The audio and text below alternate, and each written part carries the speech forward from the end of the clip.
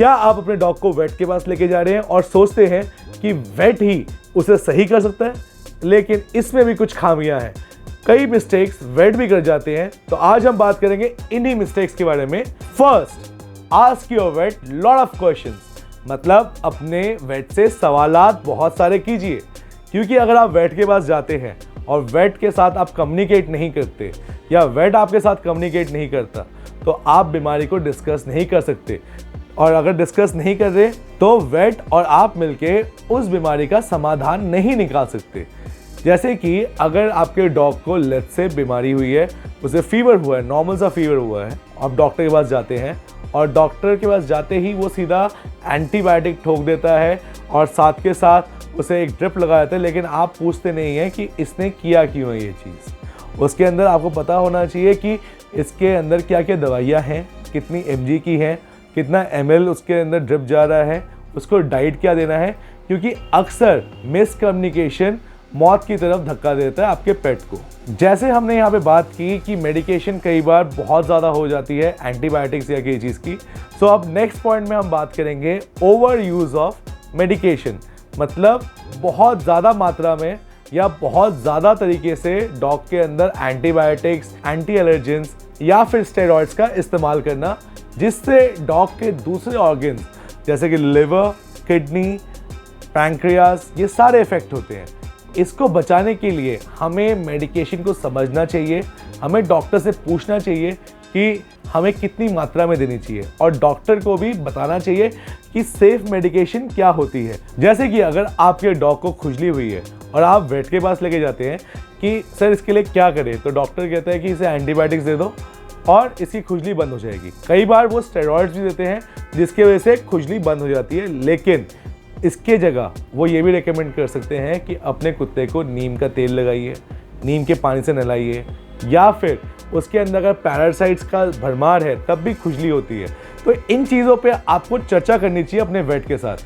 Weights अक्सर आपको steroids और एंटीबायोटिक्स इसलिए प्रेस्क्राइब करते हैं क्योंकि उन्हें लगता है कि जल्दी से काम हो और बंदा निकल जाए आगे। उन्हें इस चीज़ से मतलब नहीं होता कि डॉग की लाइफ किस तरह वैल्यूएबल होती है उन पेट पेरेंट्स के लिए। अब बात करेंगे हमारे तीसरे फैक्टर के ऊपर, जो ज़्यादातर वेटनरी साइंस के डॉक्टर्स या वेट अक्सर नहीं करते। बताता हूँ कैसे। हम लोग वेट के पास जाते हैं, वहाँ पे कंपाउंडर्स होते हैं जो कि डिग्री वाले नहीं होते। इन सब ने डिप्लोमा की हुई थी 1 साल की, and they all enter this profession just because of money. मेरा कहने का मतलब ये है कि जब एक MBA करा हुआ बंदा एक पेट स्टोर या एक वेटनरी सर्विसेज हॉस्पिटल चला रहा है, तो आप मनी अर्निंग प्रॉफिट कितना उसके अंदर आना चाहिए, कितने पेशेंट्स देखने चाहिए, सारी चीज़ें वो देखता है। उसको इसका सोच यही रहता है कि जितने पेशेंट्स आएंगे उतना पैसा आएगा। वो लोग ये नहीं सोचते हैं कि एक डॉग या कैट आ रहा है, उसको ट्रीट करते टाइम कितने प्यार से ट्रीट करना चाहिए, क्योंकि डॉक्टर भी एक प्रोफेशन ऐसा है जहाँ पे आपको समझना पड़ता है कि एक पेशेंट की मानसिक स्थिति कैसी है।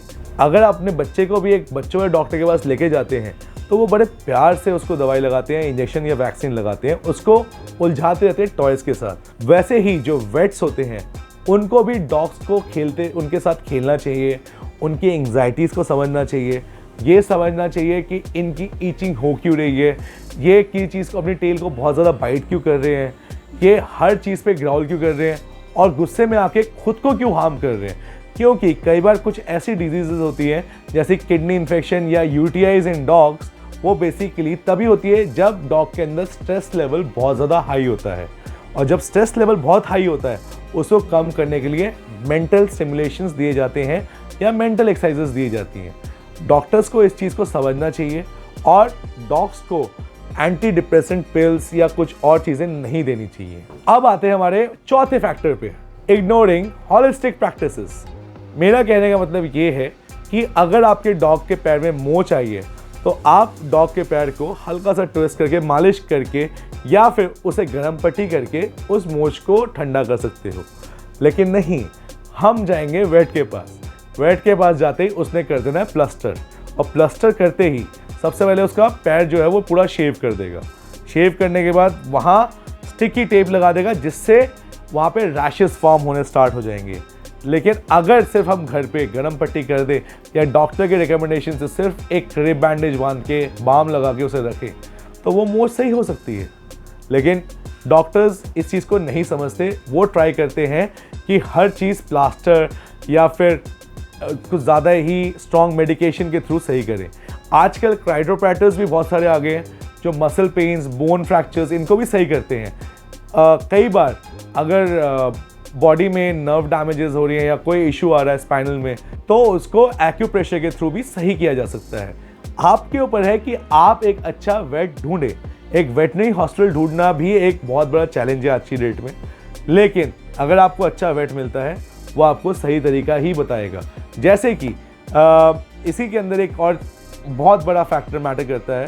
आपके पास लेट्स से जर्मन शेपर्ड या फिर लैब्राडोर या हस्की है, इन डॉग्स को गर्मी लग रही है, आजकल बहुत ह्यूमिड है, आप ले जाते हो वेट के पास, डॉक्टर साहब ये कुछ खाना नहीं खा रहा और बहुत ज़्यादा गर्मी लगी, डॉक्टर कहेगा इसे गंजा कर दो और ये लो दवाई, इसको खिलाते रहो। अरे भाई साहब, जब गर्मी लग रही है, गर्मी में हम खाना नहीं खा रहे तो कुत्ता कैसे खाएगा?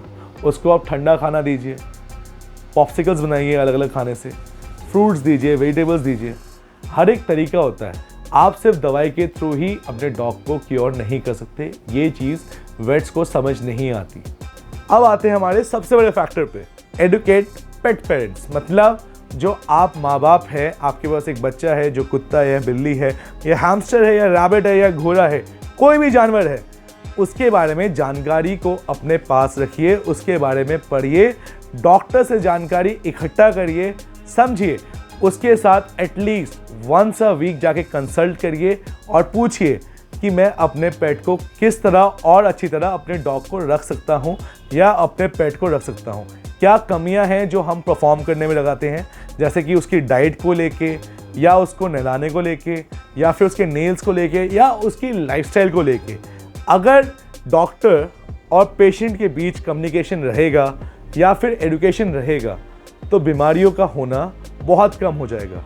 लेकिन कई बार ऐसा भी होता है कि हम पेट पेरेंट्स की गलती होती है, हम डॉक्टर के पास बहुत लेट लेके जाते हैं और ब्लेम करते हैं कि वेट जो है उन्होंने मार दिया मेरे पपी को या उन्होंने मेरी बिल्ली को मार दिया, जबकि गलती हमारी होती है। हम आलस दिखाते हैं या किसी सिचुएशन में जल्दी रिएक्ट नहीं करते। हमें समझना चाहिए, मेरे साथ हुआ है ऐसा, मैं अपने पर्सनल एक्सपीरियंस से बताऊंगा। I lost my Don long time back, जबकि उसमें मुझे पता है कि we acted real fast in parvo, लेकिन उसमें वेट्स की गलती नहीं थी, गलती ना मेरी थी। उसमें यह था कि हमने सारी दवाइयाँ ट्राई की, हर चीज़ ट्राई की, बट ही डिडंट सर्वाइव। तो कभी कभी कुछ चीज़ें भगवान के हाथ में भी लिखी होती है। डॉक्टर भी आखिरकार इंसान ही है, वो उन चीज़ों से ही ट्राई करेगा जो उसके हाथ में है, जैसे दवाइयाँ, सर्जरीज या दूसरे तरह की प्रैक्टिसेस। सो अगर आप वेट के पास जाते हैं, आप ये ध्यान रखिए कि आपके जो वेट बोल रहे हैं उस चीज़ को समझिए और उस चीज़ को प्रैक्टिस करिए। वेट्स बहुत अच्छे भी होते हैं और कुछ सड़क छाप भी होते हैं। सॉरी मैं ये वर्ड का इस्तेमाल कर रहा हूँ, सड़क छाप, क्योंकि आजकल कंपाउंडर्स जो हैं वही अपने आप को वेट बोल के दुकान खोल के बैठ जाते हैं, लेकिन जो प्रोफेशनल वेटनरी साइंस के डॉक्टर होते हैं उनकी बात आपको मानना चाहिए and they will guide you in a right way. इस वीडियो को यहीं एंड करते हैं। मैं अभिनव कृष्ण AK डॉग डैडी आपको बाय कहता हूँ।